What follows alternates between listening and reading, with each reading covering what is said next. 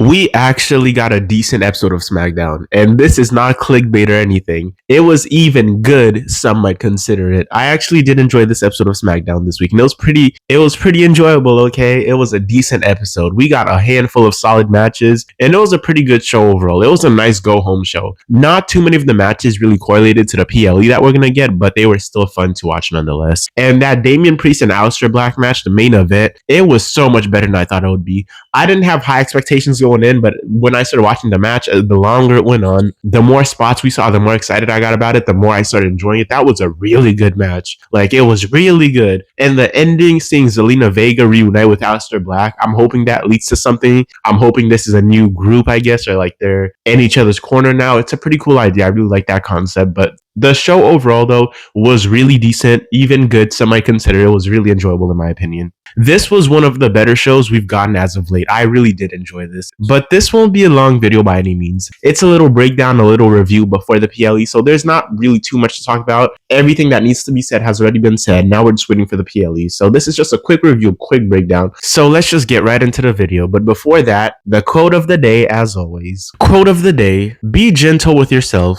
Even flowers take breaks between blooming seasons, yet no one doubts their beauty when they return. To everything there is a season, and a time to every purpose under the heaven. Ecclesiastes chapter 3 verse 1. That is your quote of the day. Now let's get right into this video. Let's get right into this review. So we kicked off this week's episode of Smackdown with a Cody Rhodes in-ring promo. Cody Rhodes came out and he basically said the same thing he's been saying over the past couple of weeks, the past 3-4 weeks. It was basically the same thing, and the gist of this promo is Cody Rhodes saying that he didn't really understand the stakes of this match, the stakes between him versus Seth Rollins. He didn't really understand it, why Seth Rollins was taking it to heart, why he was taking it so seriously, until Paul Heyman put it into perspective with what he was telling to Seth Rollins, what Seth Rollins had to lose, what Seth Rollins had to gain, what Cody had to lose. Cody never really understood the stakes of it. Now he does. Now he sees it clearly, and he understands the weight that's on Seth Rollins' shoulders. However, Cody Rhodes says that Seth Rollins is turning into what he fought so hard to destroy. He's turning into Roman Reigns. Cody tells Seth Rollins, he says, when you start to think you're the future of this company and that you're the only one that can carry this business, that's when you have your downfall. That's when you have a downfall. When you think you're the only one who can carry this business,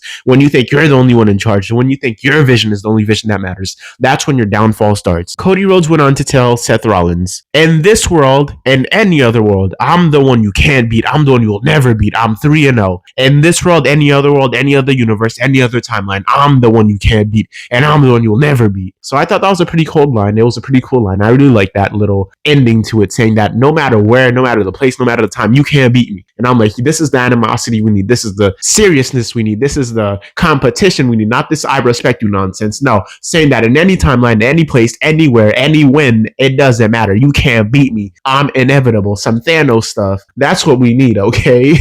Anyhow, after that, we got a backstage promo involving Jacob Fatu.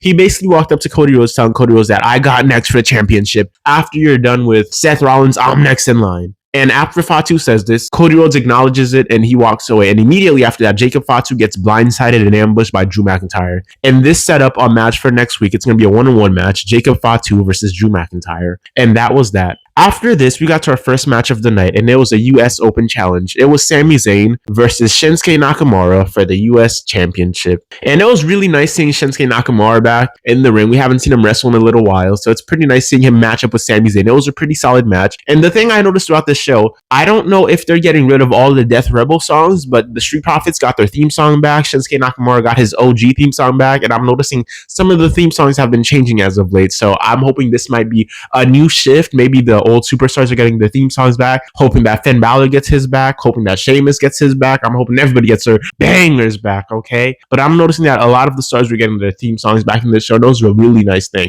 And I really popped for the Street Profits entrance. I had to go back. I was like, is that the song I think it is? Oh, I was so excited for that. And Shinsuke Nakamura. So as soon as he came out, that little guitar riff, oh my God. But anyhow, though, let's talk about the match. Like I said, this was a pretty solid match overall. It was a pretty solid match while it lasted. And there was something new, something different, a face-off we haven't seen in a while, so I really appreciated that. And the crowd really loved this match. They were chanting for both Sami Zayn and Shinsuke Nakamura, which was really nice. Anyways, though, the match ended in a no contest due to an ambush. A huge beatdown ensued by Solo Sikoa and the MFTs. So the returning, supposedly new and improved MFTs came back, and they jumped Shinsuke Nakamura and Sami Zayn, basically acknowledging their presence, making their presence known, making their presence felt, showing that it's a new group, it's a new era for them. And anyhow, Solo Sikoa came out dressed as Solo Sikoa as always, but the other members of the MFTs, Tala Tonga, JC Mateo, Tonga Loa, Tala Tonga, Chimichanga, whatever other names I'm forgetting, they all came out with black and white face masks on, like face paints on,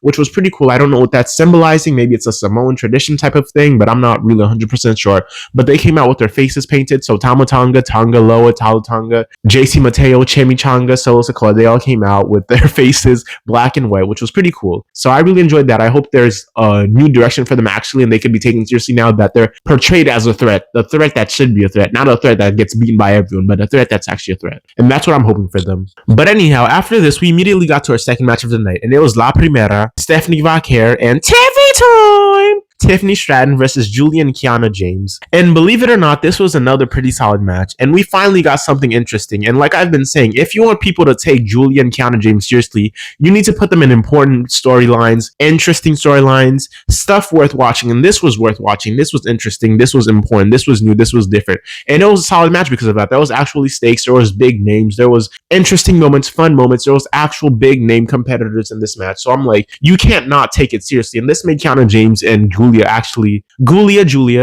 made Kiana James and Julia actually look interesting. They looked like a team for the first time. They looked like there's some purpose to them. This match really made them look good. It wasn't anything like extraordinary. It wasn't anything you'll go back to rewatch, but it was better than anything they've been doing since they got together as a group. So that's what I really appreciate it. And I've been saying this, if you want people to take them seriously, put them in serious stories, put them in stuff that matters, put them in stuff that showcases them, highlights them, not this Mia Chin nonsense, not this BFAB nonsense. People don't care about that. Put them in actual storylines with people that matter. And that kind of sounds harsh, but not people that matter, but people that hold championships, people with stakes, people that can elevate them, people that can elevate one another. Mia Chin isn't elevating Julia. Julia isn't elevating Mia Chin. That's a waste of time for everyone. BFAB isn't elevating Kiana James. Kiana James isn't elevating BFAB. It's a waste of time for everyone. Put them in storylines and rivalries and stories that can elevate them. They elevate both parties. That's what we need to build new stars, not this nonsense versus Mia Chin ran back 8 weeks in a row. Okay. But anyhow, though, all parties involved in this match, everybody looked good. They did their thing. They showed up and they did a pretty good job in the ring. Both parties, Kiana James, Julia, Stephanie Vaquer, Tiffany Stratton, they all did a good job. At the end of the match, though, Tiffany Stratton and Stephanie Vaquer were able to pick up the win over Julia and Kiana James. And believe it or not, Kiana James and Julia did not look weak by eating the pin. Not by any means, because this was a really solid match. This was a good match. It was big names, so they did not look weak by any means. Nobody thought they would have won. Nobody believed they were going to win, so that didn't ruin their reputation by any means. It made them look better, as a matter of fact, because they actually brought the fight to 2 women's champions, so that was really nice. Anyhow, after this, we got to our third match of the night, and it was the Street Profits versus the White Six in a tag team championship match. And like I said, the Street Profits got their theme song back, which was awesome, which was amazing to hear, and I really liked it. I missed it more than I even knew, okay? So that was pretty cool hearing it back again. Anyhow, in the match, though, both of these teams did their thing, and this was yet another solid match, in my opinion. The in-ring action was really fun, and even the ringside shenanigans were fun, in my opinion. This was a really fun match. I really did enjoy it. The Street Profits, as always, they showed up, they showed out, and they did their thing, and the White Six held their own as well. Joe Gacy and Dexter Luminous, they did their thing. At the end of the match, though, the White Six did manage to pick up the win over the Street Profits cleanly, with no interference, really. Little to no interference, at least. They picked it up cleanly, and that was pretty shocking. I thought there was going to be some shenanigans, but nope. The Street Profits lost cleanly, fair and square, 1-2-3. No heel turn from the Street Profits, however, but maybe in the future, maybe not. I don't even know at this point, but they did lose cleanly. And after the match ended, the Street Profits rolled out of the ring. The White Six were celebrating. They're holding their championship. They were enjoying the moment. And out of nowhere, Solo Sikoa and the MFTs pop up behind them, and they have a huge stare down, a huge standoff, and it's the MFTs versus the White Six, and they're just staring at each other. So basically, Solo Sikoa and the MFTs are basically telling everyone they're coming for all the championships. They're coming for all the golds.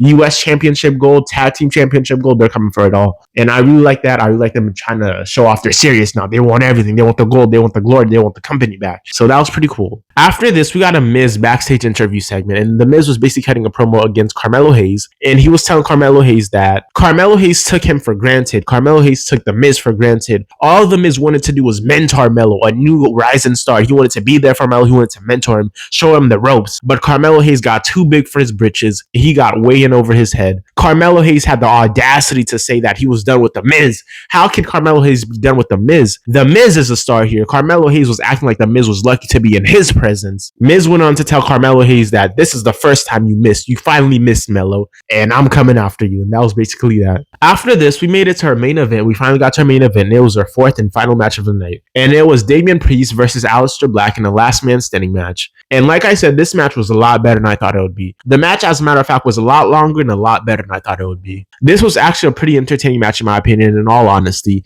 Both Damian Priest and Aleister Black did their thing. And the longer the match went on, the better it got. The cooler spots we saw, the more interesting stuff we saw, the more the crowd got into it, the more hype they got. It was a really fun match. This was a really nice main event. And it was a lot better than I thought it would be. Like I said, the pacing of the match overall was pretty nice. It was pretty quick, not too slow or sluggish at any points. We saw kendo sticks, steel chairs, steel stairs, tables. We saw a lot of weapons. These two fought all over the arena as well. They fought in the ring, outside the ring, ringside, near the fans, in the fans area, on some big production boxes. They were all over the arena, all over the ring. So this match was fun overall. But after a hard fought match, due to interference from Zelina Vega and a fireball, I repeat, fireball, after a fireball to Damian Priest's face, Aleister Black was able to pick up the win over Damian Priest, and Aleister Black was the last man standing.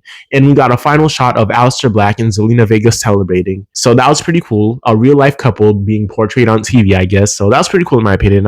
And I hope this is a new thing and Zelina Vega is like his mouthpiece now. She talks for him, represents him or something. Because this would really add to Aleister Black. He's kind of stale, standing by himself. He doesn't really have that aura. But if he has like Zelina Vega on his side, being menacing, being the mouthpiece, being slick with it, I think this could work. But anyhow, though, that was your whole show. That was your whole Smackdown this week. And overall, I would rate this week's episode of Smackdown a solid 6.5 out of 10. Maybe even a 7, but a 6.5 out of 10. The show overall was pretty enjoyable. Like I said, we got a few solid matches and some memorable moments. The matches were fun. The moments were memorable. The matches, the theme songs, Solo Sikoa, the MFTs, Shinsuke Nakamura, the Street Profits. I enjoyed most of everything on the show, if I'm being honest. It wasn't the best show we've gotten, but it was better than what we've been getting as of late. So I'll clap it up where that needs to be clapped up. I'll give credit where credit is due. This was a lot better than what we've been getting, and I did enjoy this for the most part. But anyhow, though, that was my breakdown and my review of this week's episode of Smackdown before the PLE. Thank you for showing up, thank you for hearing me out, and thank you for being here. Like, comment, and subscribe if you want to. Like, comment, and subscribe if you'd like to, and like, comment, and subscribe if you choose to. As always, it's been a pleasure. I'm out.